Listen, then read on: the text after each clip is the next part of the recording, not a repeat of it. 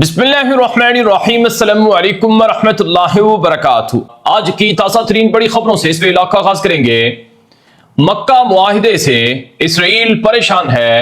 ایران نے خطرناک اعلان کر دیا ہے۔ کیا واقعی پاکستان، سعودی عرب اور ترکی کے درمیان بننے والا نیا فوجی اتحاد ایران کے خلاف ہے یا پھر اسرائیل کے خلاف ہے، جو مسلمانوں کے لیے غلبے، طاقت اور عظمت کا باعث بن سکتا ہے؟ یہ مکہ معاہدہ بنیادی طور پر ترکی، سعودی عرب اور پاکستان کے بیچ ہوا ہے، مکہ مکرمہ میں بیت اللہ شریف کے سائے میں۔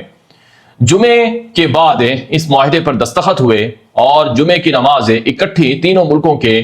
جو حکمران تھے انہوں نے مکہ مکرمہ میں بیت اللہ شریف میں ادا کی۔ اور یہ معاہدہ الصفا پیلس، جو سعودی عرب کا شاہی پیلس ہے جو بیت اللہ شریف کے جوار میں ہے، وہاں پر یہ معاہدہ ہوا اور اس معاہدے کو نام دیا گیا ہے مکہ معاہدے کا یا مکہ اتحاد کا۔ یہ معاہدہ بہت بڑا ہے اور اس میں کئی مسلمان ملک شامل ہونے جا رہے ہیں، لیکن اس معاہدے کے طے ہونے کے بعد ایران کو بھی خطرات لاحق ہو چکے ہیں اور اسی طرح سے اسرائیل اس معاہدے پر انتہائی زیادہ غصے میں ہے، تپا ہوا ہے۔ چنانچہ میرے سامنے اس وقت بیان موجود ہے ترک وزیر خارجہ حاکان فیدان کا۔ ترکی کے جو وزیر خارجہ ہیں حاکان فیدان، یہ بڑے طاقتور آدمی ہیں۔ ان کے بارے میں کہا جاتا ہے کہ یہ ترک صدر طیب اردوان کے جانشین ہیں، اور ان کے بارے میں اگر میں آپ کو مختصراً بتاؤں تو یہ 1968 میں انقرہ میں پیدا ہوئے تھے، لیکن یہ نسلاً کرد ہیں، یعنی جیسے ترکی کے اندر 2 کروڑ سے زائد کرد بستے ہیں، ایسے ہی یہ ان کردوں میں سے ایک کرد ہیں۔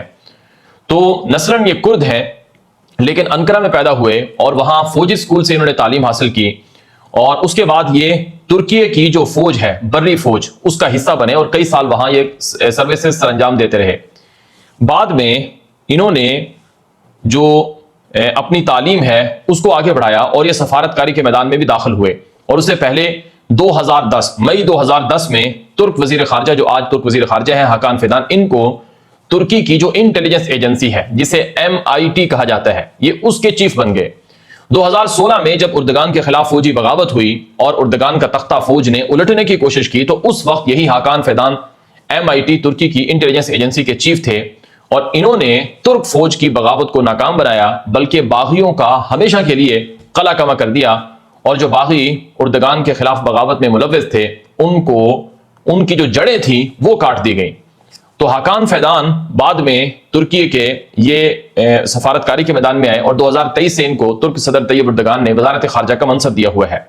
یعنی آپ یہ جان کر حیران ہوں گے کہ حاکان فیدان، یہ جو ترکی کا وزیر خارجہ ہے، یہ وہ شخص ہے جو فوجی بھی ہے، فوجی بیک گراؤنڈ رکھتا ہے اور انٹیلیجنس بیک گراؤنڈ بھی رکھتا ہے، اور تقریباً 13 سال انٹیلیجنس چیف رہا ہے، اور اس کے علاوہ یہ پچھلے 2-3 سالوں سے سفارتی مشن پر ہے، اور اس سے پہلے بھی نیٹو کے اندر بھی یہ مشن پر موجود رہا ہے، اور وزیر اعظم کے ساتھ بھی مختلف عہدوں پر کام کر چکا ہے، اور اس سے بڑھ کر انہوں نے PhD بھی کر رکھی ہے، اور یہ یونیورسٹی میں لیکچر بھی دیتے رہے ہیں۔ یعنی بیک وقت کئی شخصیات، کئی چیزوں اور کئی فیلڈ سے ان کا تعلق ہے۔ یہ جو ترک وزیر خارجہ حاکان فیدان ہے، ان کے بارے میں یہ بھی کہا جاتا ہے کہ اگر آج اردگان ترکی میں صدر نہ رہیں یا ان کا اقتدار ختم ہو جائے یا وہ خود ریٹائر ہو جائیں، تو اگلا جو صدر ہوگا ترکی کا وہ یہی حاکان فیدان ہوگا۔ یہ اتنے طاقتور آدمی ہیں۔ انہوں نے مکہ معاہدے کے حوالے سے میڈیا سے گفتگو کی ہے اور انٹرویو دیا ہے۔ انہوں نے کہا کہ یہ جو معاہدہ مکہ معاہدہ ہوا ہے یہ اچانک نہیں ہوا ہے، اس کے لیے 2 سال 8 مہینے وہ خود کوشش کرتے رہے ہیں، اور یہ مکہ معاہدہ بڑی طویل کوششوں کے بعد اور مختلف طرح کی میٹنگز کے بعد اور مختلف طرح کے معاملات کے بعد یہ طے پایا ہے۔ انہوں نے کہا کہ مکہ معاہدہ یہ بنیادی طور پر نیٹو کی شک 5 کے تحت ہی کام کرے گا۔ کیا مطلب؟ کہ اگر ترکی پر حملہ ہو تو سعودی عرب اور پاکستان دونوں کا ساتھ دینا ضروری ہوگا، اور اگر پاکستان یا سعودی عرب میں سے کسی پر حملہ ہو تو ترکی یا سارے ملک تینوں جو ہیں وہ مل کر کام کریں گے۔ انہوں نے کہا کہ ایک پر حملہ دوسرے پر حملہ تصور ہوگا۔ انہوں نے یہ بھی کہا کہ پاکستان، ترکی، سعودی عرب، یہ تینوں ملک ایسے ہیں جنہوں نے یہ معاہدہ کیا ہے کہ وہ توسیعی پالیسی نہیں رکھتے ہیں، یعنی وہ یہ نہیں چاہتے کہ کسی اور ملک کی زمینوں پر قبضہ ہو جائے، بلکہ وہ جو دائرہ کار ہے اپنی حکومت کا اور اپنے ملک کا، اس کے اندر رہ کر اپنے وسائل کو دیکھتے ہوئے وہ اس کے مطابق آگے بڑھتے ہیں۔ تو بنیادی طور پر یہ معاہدہ باہمی دفاعی، سیکیورٹی اور تعاون کا معاہدہ ہے۔ انہوں نے یہ بھی کہا کہ صرف 3 ملک اس میں شامل نہیں ہوں گے، مستقبل میں مزید ممالک بھی شامل ہوں گے۔ مصر کے بارے میں خاص طور پر انہوں نے کہا کہ مصر اس معاہدے کو جوائن کر سکتا ہے، کیونکہ مصر طاقتور فوج بھی رکھتا ہے اور مصر کا محل وقوع اور آبادی سب چیزیں اس گروپ کو جوائن کرنے کے لیے کافی ہیں۔ انہوں نے یہ بھی کہا کہ اسرائیل جو خطے کے اندر مختلف طرح کے خوابوں کے پیچھے چل رہا ہے، اس نے نسل کشی کی انتہا کر دی۔ آج پوری دنیا اسرائیل کو دیکھ چکی ہے، اس کا اصل چہرہ پہچان چکی ہے، اور اب اسرائیل اپنی نسل کشی اور جنگی جرائم کی وجہ سے پوری دنیا میں تنہا ہو چکا ہے۔ اس کے جو خواب ہیں کہ مزید ملکوں کی زمینوں پر قبضہ کرنا، توسیعی پالیسیز کو آگے بڑھانا یا ایکسپینشن منصوبے تیز کرنا، یہ خواب اور یہ منصوبے پورے نہیں ہوں گے۔ اب تو پوری دنیا بیدار ہو چکی ہے، اور ویسے مکہ معاہدہ بھی طے ہو چکا ہے۔ یہ ترک وزیر خارجہ حکان فیدان کی گفتگو تھی۔ ترکی کے جو نائب صدر ہیں جودت یلماس، انہوں نے ترک میڈیا کو گفتگو کرتے ہوئے کہا کہ یہ جو معاہدہ مکہ معاہدہ ہوا ہے، یہ نیٹو کے علاوہ معاہدہ ہے، یہ ایک تکمیلی معاہدہ ہے، یعنی اسے یوں نہیں کہا جا سکتا کہ یہ نیٹو کی اہمیت کو ختم کر کے یہ الگ سے ترکی نے معاہدہ کیا ہے، بلکہ اس کی نوعیت الگ ہے، اور یہ دفاعی نوعیت کا خالص دفاعی معاہدہ ہے۔ اور یہ بھی کہا نائب ترک صدر نے کہ مصر اور دیگر ممالک بھی مستقبل میں اس گروپ کو اس مکہ معاہدے کو جوائن کر سکتے ہیں۔ اور انہوں نے یہ بھی کہا کہ سعودی عرب ترکی میں مختلف طرح کے دفاعی ہتھیاروں میں انویسٹمنٹ کر رہا ہے۔ کان جنگی جہاز جو ترکی کا 5th جنریشن جنگی جہاز کا پروجیکٹ ہے، 2028 میں باقاعدہ وہ فوج کو مل جائے گا، اس میں بھی سعودی عرب کی فنڈنگ شامل ہے۔ تو یوں ناظرین اکرام، ترکی، سعودی عرب اور پاکستان، یہ تینوں ملک اس مکہ معاہدے پر بہت خوش ہیں، اور وہ یہ کہہ رہے ہیں کہ یہ ہماری سلامتی کے لیے، ہمارے دفاع کے لیے، امن کے لیے بڑا اہم ہے، اور مستقبل میں کوئی دشمن اگر حملہ کرے گا تو تینوں ملک مل کر ایک دوسرے کا ساتھ دیں گے، ایک دوسرے کی مدد کریں گے۔ اور یہ بھی کہا کہ اس معاہدے میں مصر، قطر اور باقی ممالک شامل ہو سکتے ہیں۔ لیکن اس معاہدے پر سب سے زیادہ اعتراض اسرائیل کو ہے۔ کیوں ہے؟ کیونکہ اسرائیل یہ سمجھتا ہے کہ یہ جو معاہدہ پاکستان نے، ترکی نے، سعودی عرب نے کیا ہے، یہ دراصل اس کے خلاف معاہدہ ہے۔ اسرائیل کو ختم کرنے کے لیے یا اسرائیل کو نقصان پہنچانے کے لیے یہ معاہدہ کیا گیا ہے، یہ اسرائیل کا خیال ہے۔ چنانچہ آپ اسرائیل کے اخبارات کو اٹھائیں، میڈیا کو دیکھیں تو وہ یہی کہہ رہے ہیں کہ اب پاکستان اپنے ایٹم بم سعودی عرب کو دے گا، پاکستان اپنے ایٹم بم ترکی کو دے گا، اور یوں اسرائیل کے قریب پاکستان کے ایٹم بم نصب کر دیے جائیں گے۔ اور یہ بھی کہا جا رہا ہے اسرائیلی میڈیا پر تجزیہ کاروں کی طرف سے کہ اگر آج اسرائیل نے اپنے آپ کو امریکہ سے الگ کر کے خود طاقتور نہ بنایا اور امریکہ کے رحم و کرم پر رہا، تو یہ امریکہ کی وجہ سے اسرائیل کا نقصان ہو رہا ہے کہ امریکہ پیچھے ہٹ جاتا ہے درمیان میں اسرائیل کو پھنسا کر، اور اسرائیل پھر رحم و کرم پر رہتا ہے۔ لہٰذا یہ جو نیا اتحاد ہے، اس کو نیتن یاہو نے نیا سنی محور کہا ہے کہ یہ ایک نیا سنی محور ہے، یہ شیعہ محور کی طرح بہت زیادہ خطرناک ہے، اور ہمیں ان دونوں محور سے، یعنی شیعہ محور اور سنی محور دونوں سے لڑنا ہے۔ نیتن یاہو کی میڈیا کے سامنے گفتگو ہے، ماضی میں جنہوں نے مختلف طرح کے بیانات دیے ہیں۔ بہرحال یہاں پر ایک اور جو خاص خبر ہے وہ آج ایران سے بھی آئی ہے۔ کیا ایران کو اس مکہ معاہدے سے، مکہ اتحاد سے کوئی مسئلہ ہے، کوئی خطرہ ہے؟ اس حوالے سے ایران کے رکن پارلیمنٹ ہیں، پارلیمنٹ کے رکن ہیں، اہم ترین عہدیدار ہیں ابراہیم عزیزی، انہوں نے اپنے آفیشیل ایکس اکاؤنٹ پر ایک پوسٹ لکھی جس میں انہوں نے لکھا کہ مکہ اتحاد یا مکہ معاہدہ، اس سے یہ بات واضح ہو گئی ہے کہ عرب ممالک بھی اب یہ بات اچھی طرح جان چکے ہیں کہ ان کی سلامتی کا انحصار خطے کے ممالک کے باہمی تعاون پر منحصر ہے۔ انہوں نے لکھا کہ عرب ملکوں کو اب پتہ چل گیا ہے کہ مکہ معاہدہ جو انہوں نے کیا، اس سے یہ بات معلوم ہوتی ہے کہ عرب ملک یہ جان چکے ہیں کہ جب تک خطے کے ممالک باہمی تعاون نہیں کریں گے تو ان کی سلامتی بھی محفوظ نہیں ہے۔ لیکن عرب ملک اب بھی درست راستہ تلاش نہیں کر پا رہے ہیں۔ ہم ممکنہ غلط اندازوں سے خبردار کرتے ہیں۔ طاقتور ایران ثابت کر چکا ہے کہ کسی بھی غلطی کا جواب دیے بغیر نہیں چھوڑا جائے گا۔ یہ 3 باتیں کی ہیں ابراہیم عزیزی نے، جو کہ ایران کے پارلیمنٹ کے رکن ہیں اور سینئر آفیشل ہیں۔ انہوں نے مکہ معاہدے کے حوالے سے یہ 3 خطرناک باتیں کی ہیں۔ پہلی بات کہ انہوں نے مکہ معاہدے کو سراہا، یہ کہا کہ واقعی عرب ملکوں کو پتہ چل گیا ہے کہ ان کی سلامتی باہمی جو آس پاس کے ملک ہیں ان کے تعاون پر منحصر ہے، یعنی اس لحاظ سے انہوں نے مکہ معاہدے کی تعریف کی ہے۔ دوسری بات انہوں نے یہ کہا کہ اب بھی وہ درست راستہ، یعنی عرب ملک اب بھی درست راستہ تلاش نہیں کر رہے ہیں، یعنی کہ ایران کو اس معاہدے میں شامل کیوں نہیں کیا گیا، مکہ معاہدے میں ایران کو بھی شامل کیا جائے۔ تیسری بات انہوں نے یہ کہی ہے کہ اگر یہ اتحاد، یعنی ترکی، سعودی عرب، پاکستان، ان تینوں کا اتحاد اگر ایران کے بارے میں ہے یا ایران کے بارے میں ان کی کوئی منصوبہ بندی ہے تو وہ غلط اندازے لگا رہے ہیں، اور ایران پہلے ہی ثابت کر چکا ہے کہ جو ان کے اوپر حملہ کرتا ہے یا ان کے خلاف لڑتا ہے یا غلط اندازے لگاتا ہے تو وہ پھر مار کھاتا ہے۔ یعنی انہوں نے اس معاہدے کو سراہا بھی ہے اور اس معاہدے میں جوائننگ کی ایک طرح سے خواہش کا بھی اظہار کیا ہے، اور تنبیہ اور خبردار بھی کیا ہے کہ اگر ہم پر حملہ ہوا، یہ اس معاہدے نے، اس گروپ نے یا اس اتحاد نے کچھ ہمارے خلاف کیا تو پھر ہم خاموش نہیں بیٹھیں گے۔ کیا ایران کو اس معاہدے سے مسئلہ ہے؟ ایران کے وزیر خارجہ عباس اراغچی نے 2 دن پہلے جب یہ جمعے کو معاہدہ ہوا تھا اسی دن بیان کیا تھا کہ مسلمانوں کی باہمی اتحاد اور اخوت سے ہی مشترکہ دشمن پیچھے ہٹ سکتے ہیں، اور یہ بات ایران اپنی طاقت سے ثابت بھی کر چکا ہے کہ امریکہ کے خلاف مل کر لڑنا چاہیے۔ بہرحال ایران کے اندر چونکہ 2 طرح کے گروہ ہیں، ایک سخت گیر طبقہ ہے جسے ہارڈ لائن کہا جاتا ہے، اور دوسرا اصلاح پسند طبقہ ہے۔ جو زیادہ تر سخت گیر لوگ ہیں وہ اس معاہدے کے اوپر تنقید کر رہے ہیں، اور جو اصلاح پسند طبقہ ہے وہ اس معاہدے کو اپریشیٹ کر رہا ہے، اور ایران کی بھی خواہش ہے کہ ہمیں بھی اس مسلم نیٹو الائنس کے اندر مکہ معاہدے میں شامل کر لیا جائے، جس میں ایران کے سپریم لیڈر مجتبی خامنئی کو دکھایا گیا ہے۔ 13 سیکنڈ کی یہ ویڈیو ہے جو ایران کے سپریم لیڈر مجتبی خامنئی کی ہے، جس میں سپریم لیڈر وہ کچھ نوجوانوں کے ساتھ بیٹھے ہوئے ہیں، ان سے گفتگو کر رہے ہیں۔ اب یہ ویڈیو کتنی پرانی ہے، کب ریکارڈ ہوئی ہے، کہاں ریکارڈ ہوئی ہے، اس کے بارے میں کوئی معلومات سامنے نہیں آئی۔ آپ کو پتا ہے 28 فروری 2026 کو، یعنی آج سے 5 مہینے پہلے، جب اسرائیل نے، امریکہ نے مل کر ایران کے سپریم لیڈر علی خامنئی اور ان کے گھر اور ان کے کمپاؤنڈ پر بمباری کی تھی، تو اس وقت موجودہ سپریم لیڈر مجتبی خامنئی جو علی خامنئی کے بیٹے ہیں یہ زخمی ہو گئے تھے، اور ان کے بارے میں ابھی تک کوئی واضح طور پر معلومات نہیں ہے کہ یہ کہاں پر ہیں، کس حالت میں ہیں، کیونکہ ان کا کوئی ویڈیو بیان سامنے نہیں آیا، کوئی ان کی آڈیو سامنے نہیں آئی، اور کوئی ان کی تصویر اور فوٹیجز سامنے نہیں آئی۔ صرف یہ ایک ویڈیو 5 مہینے میں سامنے آتی ہے جو 13 سیکنڈ کی ہے، اور اس سے یہ ثابت کرنے کی کوشش کی گئی کہ ایران کے سپریم لیڈر زندہ ہے۔ لیکن ایران کے صدر مسعود پزشکیان نے کہا کہ سپریم لیڈر سے اس وقت ملنا بہت مشکل ہے۔ البتہ امریکی ادارے اور انٹرنیشنل میڈیا، عرب میڈیا، خود ایرانی میڈیا بھی کنفرم کر چکا ہے کہ سپریم لیڈر 28 فروری کو زخمی ہوئے تھے،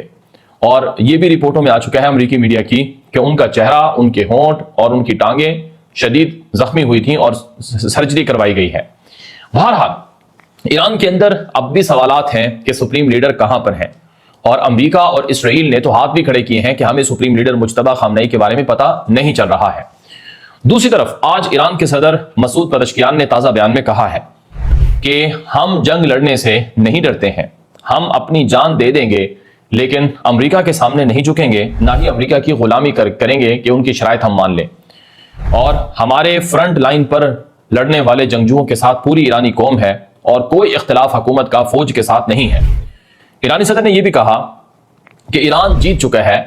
معاہدے کے لیے اس سے مناسب وقت کوئی نہیں، پوری ایرانی قوم متحد ہے۔ امریکہ ایران کو مٹانا چاہتا تھا، امریکہ کے پاس اگر طاقت اور قوت ہوتی تو وہ ایران کو مٹا دیتا، لیکن ہم نے بڑی سمجھداری سے مختلف طریقوں سے امریکہ کو ایران کو مٹانے اور ایران پر قبضہ کرنے سے روکا ہے، اور ہم اب بھی یہی چاہتے ہیں کہ معاہدہ ہو، معاملات ختم ہو۔ یہ ایرانی صدر مسعود پزشکیان کی تازہ گفتگو ہے۔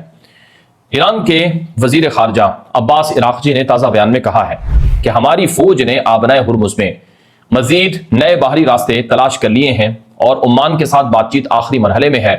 ایک عبوری راستہ آبنائے ہرمز میں بن گیا ہے جہاں سے جہاز گزریں گے، اور ایران آبنائے ہرمز اپنی شرائط پر کھولے گا۔ ایرانی وزیر خارجہ کی اسٹیٹمنٹ ہے جو کہ تازہ ترین ہے۔ لیکن آج امریکہ کے نائب صدر جے ڈی وینس نے کہا کہ ایران نے ہم سے بات چیت میں کہا ہے کہ آبنائے ہرمز پر ان کا ٹول ٹیکس لینے کا کوئی ارادہ نہیں ہے، اور ایران کے ساتھ امریکہ مذاکرات کر کے معاملات کو آگے بڑھانے کی کوشش کر رہا ہے۔ امید ہے کہ نتائج اچھے نکلیں گے، امریکی نائب صدر جے ڈی وینس کی گفتگو ہے۔ دوسری طرف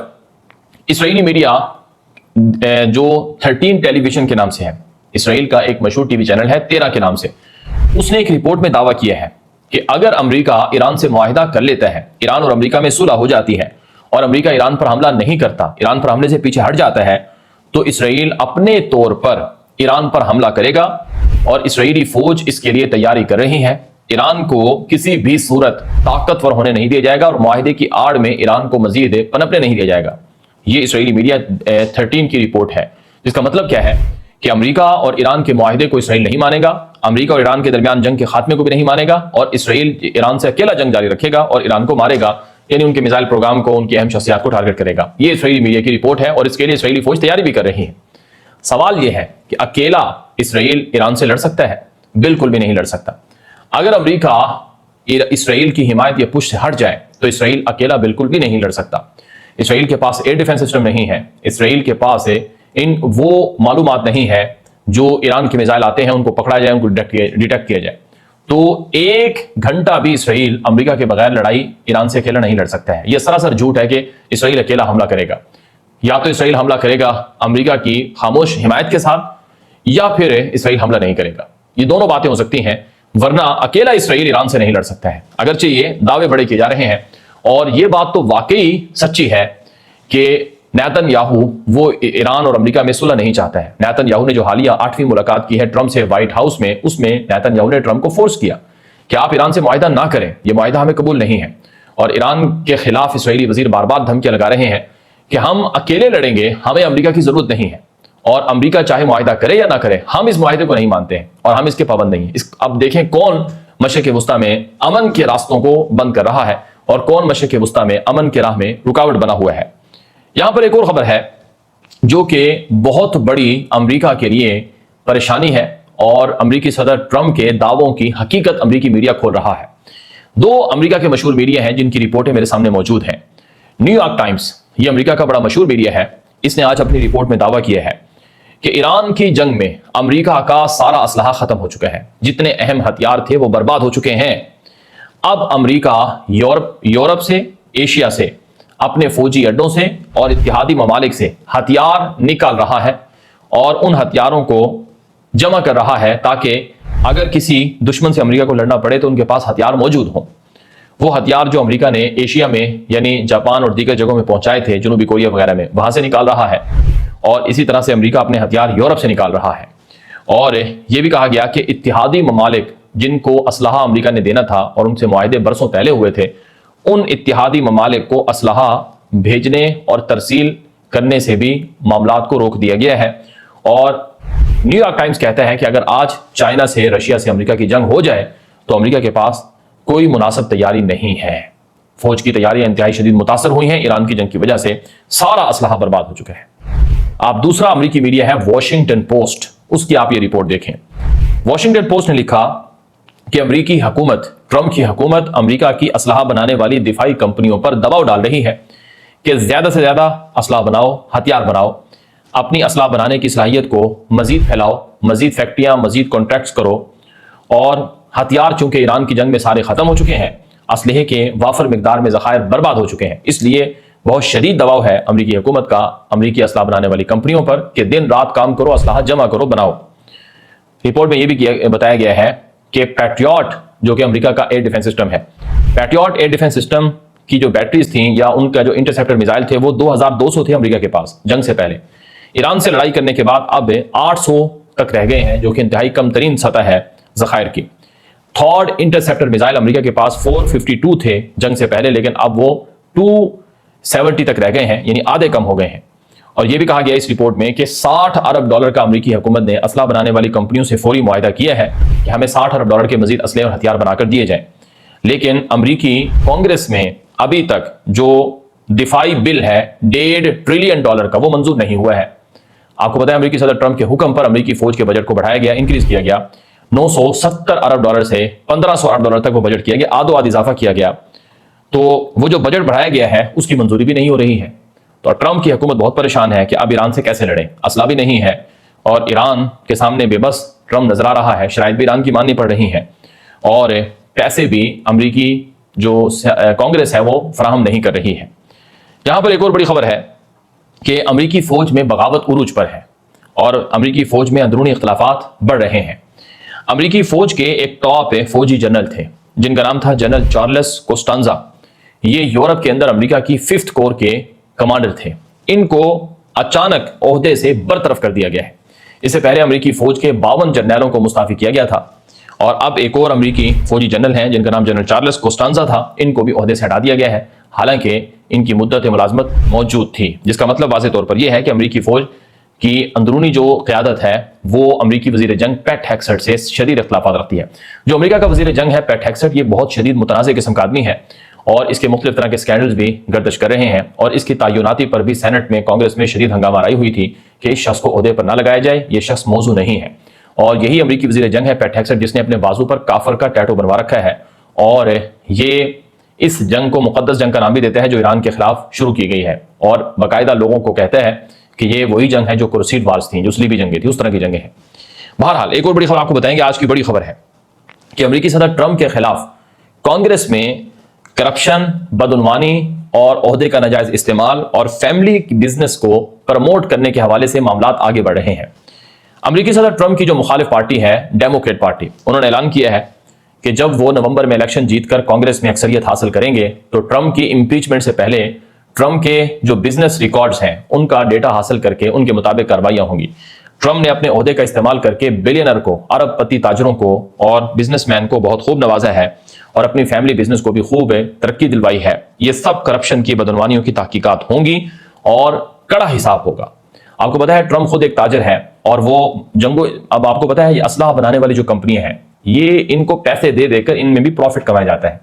اور یہ جو ایران کی جنگ ہے اس سے امریکی صدر ٹرمپ نے کوئی 50 ارب ڈالر تو کمایا ہوگا، کیونکہ جب جنگ ہوتی ہے تو اچانک تیل کی قیمتیں بڑھ جاتی ہیں تو شیئرز بھی بڑھ جاتے ہیں، اور پھر اچانک تیل کی قیمتیں گرتی ہیں تو پھر بہت سے لوگوں کو نقصان ہوتا ہے اور بہت سے لوگوں کو فائدہ ہوتا ہے۔ تو یہ مختلف طرح کی مارکیٹ کے اتار چڑھاؤ جنگ کی وجہ سے، حالات کی وجہ سے، اس سے ٹرمپ اور اس کے خاندان نے بہت خوب پیسہ کمایا ہے۔